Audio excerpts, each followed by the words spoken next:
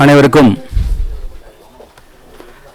இந்த இனிமையான மாலை வேளையில் கவிஞர் பிருந்தா சாரதி அவர்களின் சார்பாகவும் டிஸ்கவரி புக் பேலஸ் வேடியப்பன் அவர்களின் நிறுவனம் சார்பாகவும் அன்பான வணக்கங்களை தெரிவித்துக் கொள்கிறோம். கவிஞர் பிருந்தா சாரதி அவர்கள் எழுதிய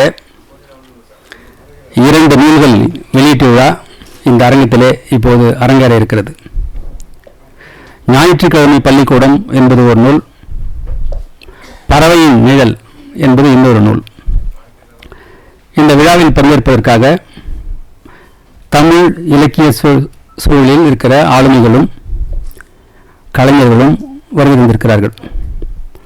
இந்த சபை ஒரு அடர்த்தியான அறிவார்ந்த கலையுணர்வு மிகுந்த ஒரு சபை. ஜெயபாஸ்கரன் ஆகிய நான் இந்த விழாவில் நூல் திறனாய்வு என்கிற அளவில்தான் நான் முதலில் இதற்கு ஒப்புக்கொண்டிருந்தேன். நெல்லை ஜெயந்தாவுக்கு வேறு ஒரு வேலை வந்துவிட்டது. அப்போது ஜெயந்தாவின் இடத்தை ஜெயபாஸ்கரன் நிரப்ப வேண்டியதாக சூழல். எனவே இந்த நிகழ்ச்சியை நெறிப்படுத்தி நடத்துவதற்கு பிருந்தா சாரதியும் அன்பு கவிஞர் லிங்குசாமி அவர்களும் என்னை படித்திருக்கிறார்கள். அந்த வகையில் இந்த விழா இனிதே தொடங்குகிறது. பங்கேற்க இருக்கிற அனைவருமே சிறந்த அறிஞர்கள். சிறந்த அறிஞர்கள் குறைவாக பேசி அதிகமாக சிந்திக்க வைப்பார்கள் என்பது இங்கே இருக்கிற உங்கள் ஒவ்வொருவருக்கும் தெரியும். அந்த வகையில் முதற்கண் இங்கே பங்கேற்பாளர்களை மேடைக்கு அழைக்கிறேன்.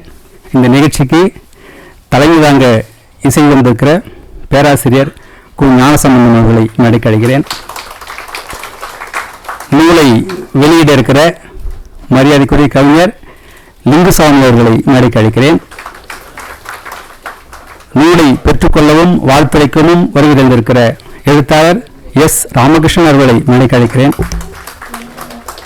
ஓவியர் டிராஸ்கி மருது அவர்களை மேடைக்கு அழைக்கிறேன்.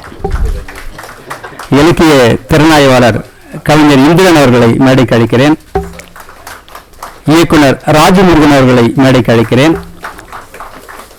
கவிஞர் இளம்பிறை அவர்களை மேடைக்கு அழைக்கிறேன். கவிஞர் நரன் அவர்களை மேடைக்கு அழைக்கிறேன். நிகழ்ச்சி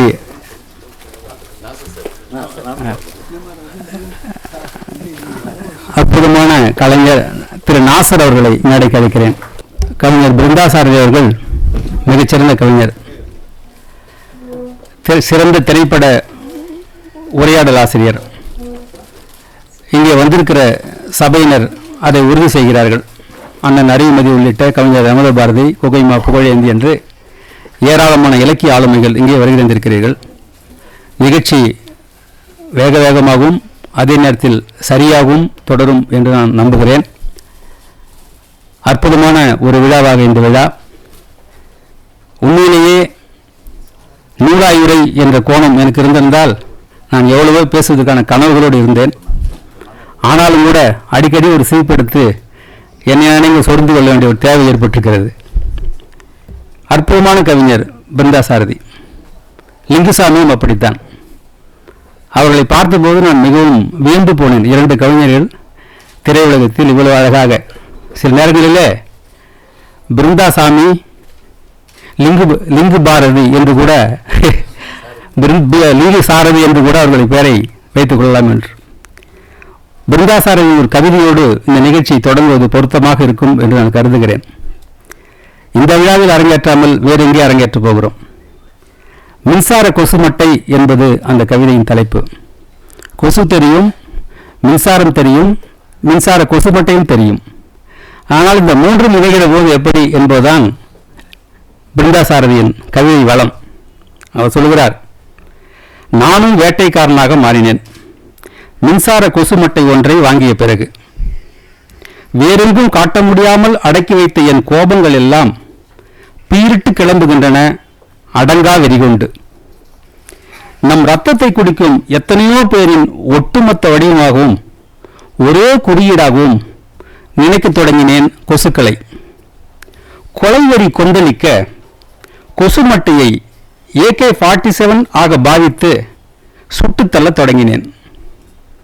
சட்டத்தின் சந்து பொந்துகளில் தப்பித்து பிழைக்கும் மோசடி பேர்வழிகளுக்கு சற்றும் சளைத்தவை அல்ல இந்த கொசுக்கள். மட்டையின் ஓட்டைகள் சட்டத்தின் சந்து பொந்துகள் அளவுக்கு சுலபமானவையாக இல்லாமல் போனாலும், மட்டையின் ஓட்டைகள் சட்டத்தின் சந்து பொந்துகள் அளவுக்கு சுலபமானவையாக இல்லாமல் போனாலும், குற்றம் புரிந்துவிட்டு தப்பித்து வாழும் மனிதர்கள் அளவுக்கு சாமர்த்தியசாலியாக இல்லை கொசுக்கள். மட்டையில் மாட்டி படபடவென்ற வெடியோசையோடு அவை மடிந்து விழுகின்றன. வீழ்ந்தான் எதிரி என்ற எக்களிப்பை தருகின்றன எனக்கு அவ்வோசைகள். ஆழ்மனதின் நெடுங்கால ரகசிய இச்சையை ஆழ்மனதின் நெடுங்கால ரகசிய இச்சையை தீர்க்கின்றன பிணவாடைகள்.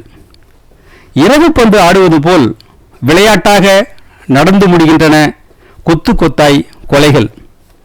இம்மட்டையை வடிவமைத்தவன் ஒரு மனோ தத்துவ நிபுணன். உள்ளுக்குள் புதைந்து கிடக்கும் ஆதி மனிதனின் அடங்கா வேட்டை வரிக்கு தீனி போடும் நவீன ஆயுதம் ஒன்றை கண்டுபிடித்து விட்டான். என் போன்ற எளிய மனிதர்கள் கையிலும் தண்டிக்கும் அதிகாரம் இருப்பதாய் எண்ண வைக்கிறது அது. அது கொசுக்களை மட்டும் அழிக்கவில்லை, அநியாயங்களை கண்டும் காணாமல் இருக்கிறேன் என்ற என் குற்ற உணர்ச்சியும் அழிக்கிறது ஒரு வகையில். அதைவிட முக்கியமானது, கொலை கூட செய்துவிட்டு மனிதன் எப்படி உறுத்தல் எதுவுமின்றி வாழ முடியும் என்கிற என் சரித்திர சந்தேகத்தை தீர்த்து வைக்கிறது. இதுதான் அந்த கவிதை. இந்த கவிதை ஒரு சான்றுதான்.